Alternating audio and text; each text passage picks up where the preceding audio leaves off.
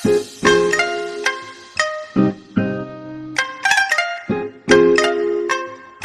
દ્વારકાધીશ ને સ્વાગત છે તમારા બધાનું દ્વારકા સિરીઝના ભાગ 2 માં। અને ભાઈ અત્યારે આપણે આવી ગયા અહીં બેટ દ્વારકા સુદર્શન સેતુ બ્રિજ ઉપર। અને ભાઈ શરૂઆત આપણે કરી હતી ગોપી તળાવ નાગેશ્વર, અને નાગેશ્વરથી સીધા આપણે અડધી કલાકના રસ્તામાં આપણે આવી ગયા અહીં બેટ દ્વારકા।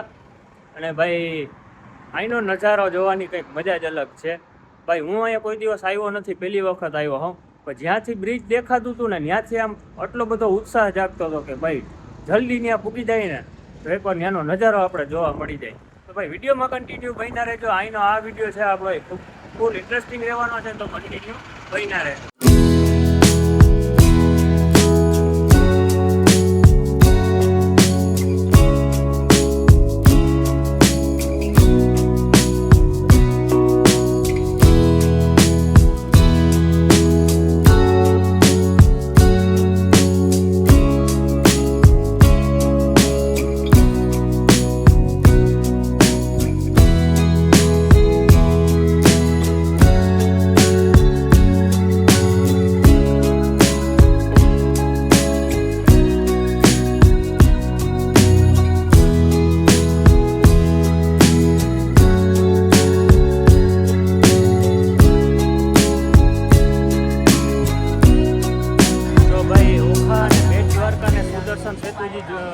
બે ને જોડે છે, ત્યાંથી થઈ અને પછી આપણે આવી ગયા અહીંયા ટાપુ ઉપર બેટ દ્વારકા।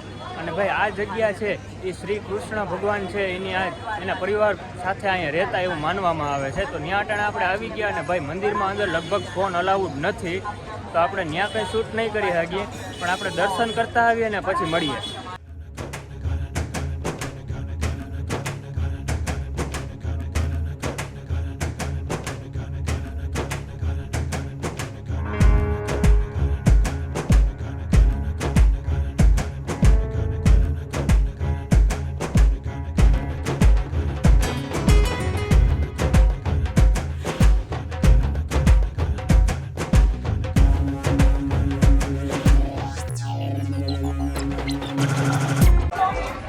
ભાઈ જે સોનાની દ્વારકા કહેવાય છે, શ્રી કૃષ્ણ ભગવાનની સોનાની દ્વારકા, એ આ બાજુ છે આગળ, આપણે એ બાજુ જઈએ છીએ।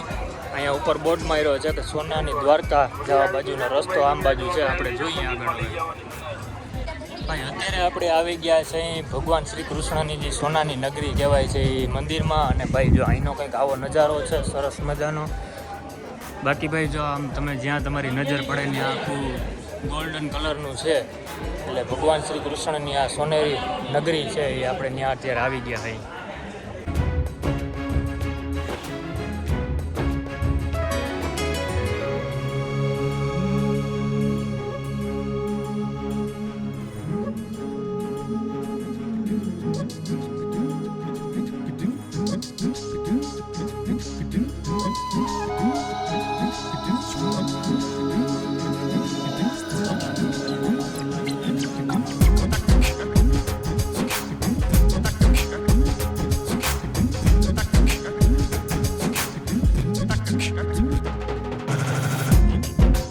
આપણે દર્શન કરી બધા અને પછી આવી ગયા અહીંયા દરિયાકાંઠા ઉપર। અહીંયા ભાઈ બોટ ને એવું બધું પડ્યું છે, તો અહીંથી ભાઈ આખો સુદર્શન સેતુ પુલ છે એનો નજારો જોવાની જે મજા આવે ને ભાઈ, ખરેખર આખો પુલ છે અહીંથી દેખાય છે।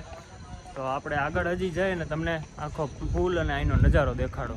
ભાઈ અત્યારે આપણે અહીંયા આવી ગયા અહીં, જ્યાંથી ભાઈ આપણે ફેરી બોટ લેવાની હોય ને તો અહીંથી સીધા જઈ અને ત્યાંથી ભાઈ પછી આપણે બોટમાં બેસી શકીએ ને પાછા આપણે ઓલી બાજુ જઈ હગી। અને ભાઈ અહીંથી જો સુદર્શન સેતુ બ્રિજનો નજારો જોઉં તમે ખાલી, આ છે દરિયાની ખાડી અને આમ ભાઈ સુદર્શન સેતુ પુલનો નજારો જોઉં તમે।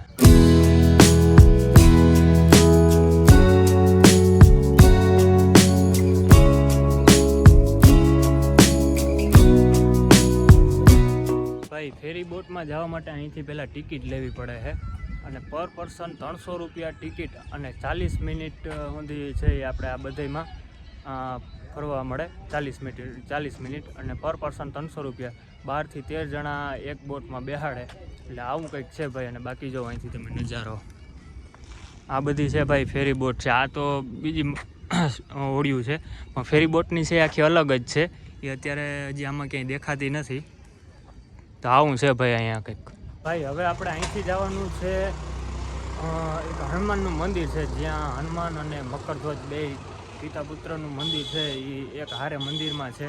આપણા ભારતમાં બીજે ક્યાંય એવું મંદિર નથી, ભારતમાં એક જ જગ્યાએ અહીંયા છે એ મંદિર. અહીંથી ભાઈ બેટ દ્વારકાથી ખાલી 5 કિલોમીટરના અંતરે મંદિર છે. તો અત્યારે આપણે ત્યાં જવાનું છે, તો કન્ટિન્યુ.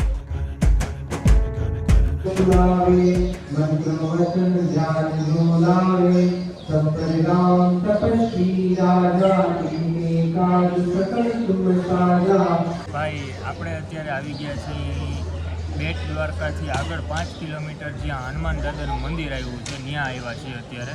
અને ભાઈ અહીંયા આવ્યા ને તો આપણે ત્યારે ખબર પડી કે ભાઈ જ્યારે બપોરે પ્રસાદી લેવાનો ટાઈમ થાય એની પહેલાં આખી હનુમાન ચાલીસા બોલે, રામ નામના જાપ જાપે, અને પછી ભાઈ બપોરે ભંડારો ચાલુ થાય છે. અને જેટલા યાત્રિકો અહીંયા આવ્યા હોય દર્શન કરવા, એ બધાને અહીંથી ભાઈ માઇકથી એનાઉન્સમેન્ટ કરે કે ભાઈ બધાને પ્રસાદી લઈ અને પછી ભાઈ મંદિર ખુલે ત્યારે દર્શન કરી અને પછી અહીંથી નીકળવાનું.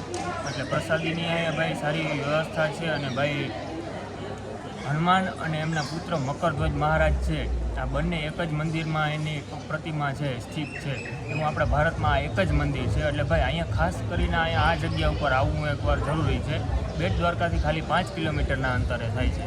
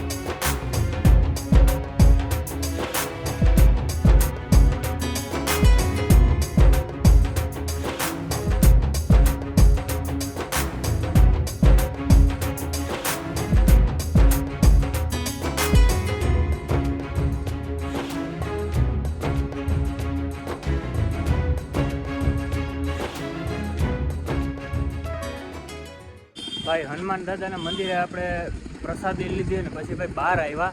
અને ભાઈ અહીંયા બહાર છે ને આ રીતના કંઈક કુંડ છે. અને ભાઈ કમળના ફૂલ જો તમે આમાં.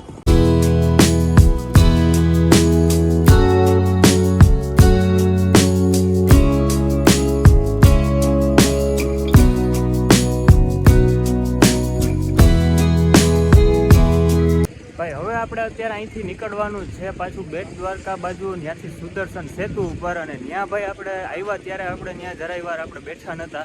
અત્યારે ત્યાં જઈ અને થોડાક શોર્ટ અલગ અલગ એંગલથી લેવાના છે, સિનેમેટિક એંગલ લેવાના છે. ત્યાં જઈને ભાઈ સરસ મજાનો નજારો આપણે જોવાનો છે. તો વિડીયોમાં કન્ટિન્યુ બન્યા રહેજો. ભાઈ એકવાર બોલી દેતા હજી.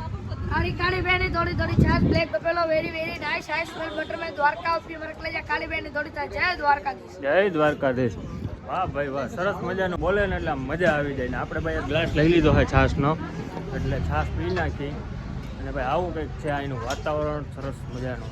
તો ભાઈ આપણે બેટ દ્વારકાથી ભાઈ આ બાજુના બધા દર્શન કરી અને પાછા અત્યારે બપોરનો ટાઈમ થયો છે. અહીંયા અત્યારે આવી ગયા સુદર્શન સેતુ પુલ ઉપર. અને હવે ભાઈ અહીંથી આપણે જવાનું છે શિવરાજપુર બીચ. તો આ વિડીયો ભાઈ આપણે અહીંયા જ પૂરો કરી દઈએ છીએ અને મળીએ પાછા નવા અંદાજમાં અને નવા વિડીયોની સાથે. બધાને જય દ્વારકાધીશ.